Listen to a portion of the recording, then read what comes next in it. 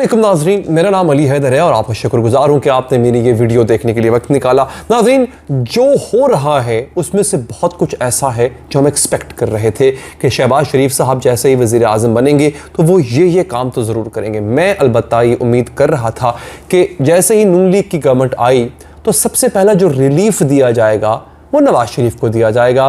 उसका आगाज़ शुरू हो चुका है। नवाज शरीफ को क्या रिलीफ मिलेगा? पहले बता दूं, नवाज शरीफ को कौन सी सहूलियात नवाज शरीफ से वापस ली गई थी जो कि अब उनको वो वापस मिलने जा रही हैं। मैं तवक्को कर रहा हूं कि मिलने जा रही हैं। पहली बात तो ये कि उनको ताहयात सियासत में हिस्सा लेने से, इंतखाब लड़ने से नाअहल किया गया।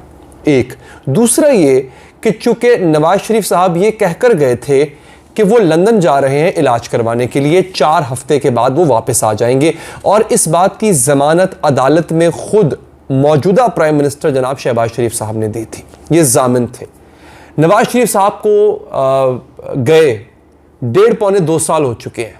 4 हफ्तों का 1 महीने का कहकर गए थे, 1.5-2 साल हो चुके हैं, वो अभी तक वापस नहीं आए। कहा जाता है जी उनका वहाँ पे अभी इलाज चल रहा है, उनके प्लेटलेट्स कम है। ठीक है जी। अब जब हुआ ये नाजरीन कि इस दौरान जो कि वो लंदन में मुकीम थे, उनका जो पाकिस्तानी पासपोर्ट है वो कैंसिल हो गया। मतलब cancel in the sense expire हो गया। हर पासपोर्ट की एक एक्सपायरी डेट होती है ना, एक्सपायर हो गया। शेख नशीद साहब जो वजारत दाखिला के इंचार्ज थे, उन्होंने जब आपका पासपोर्ट एक्सपायर हो जाता है, आप नया पासपोर्ट अप्लाई करते हो, एम्बेसी जाके, पाकिस्तान में हो तो पाकिस्तान के पासपोर्ट के ऑफिस जाते हो, अगर आप बैरून मुल्क होते हो तो वहाँ पे पाकिस्तान की एम्बेसी में जाके आप नए पासपोर्ट के लिए आप दरख्वास्त देते हो, एप्लीकेशन देते हो, आपको बन के आ जाता है। लेकिन इन पे पाबंदी लगा दी गई कि नवाज शरीफ साहब अब नया पासपोर्ट नहीं बनवा सकते, जिसका मतलब ये है कि वो किसी और मुल्क ट्रैवल नहीं कर सकते। वो लंदन से अगर कहीं और जाना चाहें तो नहीं जा सकते। वो पाकिस्तान भी नहीं आ सकते, चे जाए कि पाकिस्तान की वजारत दाखिला खुसूसी तौर पे 1 दिन का पासपोर्ट उनको जारी करे और वो लंदन से पाकिस्तान वापस आए और आके अपनी बकिया सज़ा भुगते। अब हुआ ये, नवाज शरीफ साहब सऊदी अरब जाना चाहते थे या कुछ 1-2 और ममालिक जाना चाहते थे लंदन से आगे, वो नहीं जा सकते थे क्योंकि उनके पास पासपोर्ट नहीं था।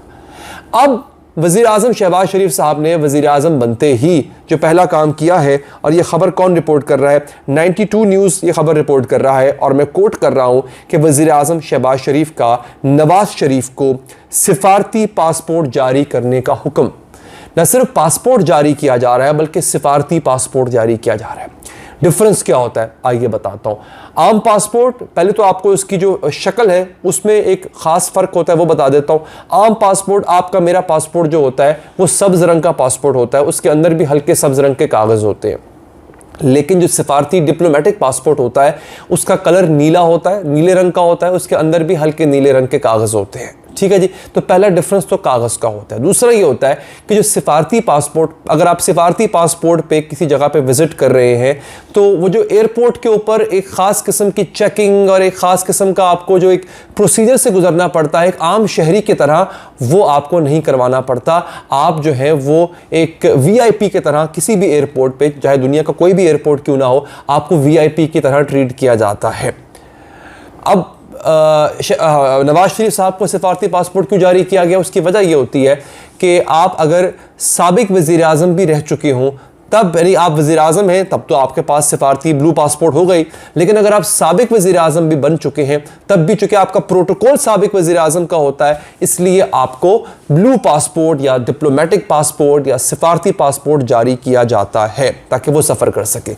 इसके बाद 92 न्यूज़ ये ख़बर दे रहा है कि इसहाक डार साहब को, जो साबिक वज़ीर ख़जाना है और समधी भी हैं नवाज शरीफ साहब के, उनको आम पासपोर्ट, नॉर्मल पासपोर्ट जो है वो जारी किया जाएगा।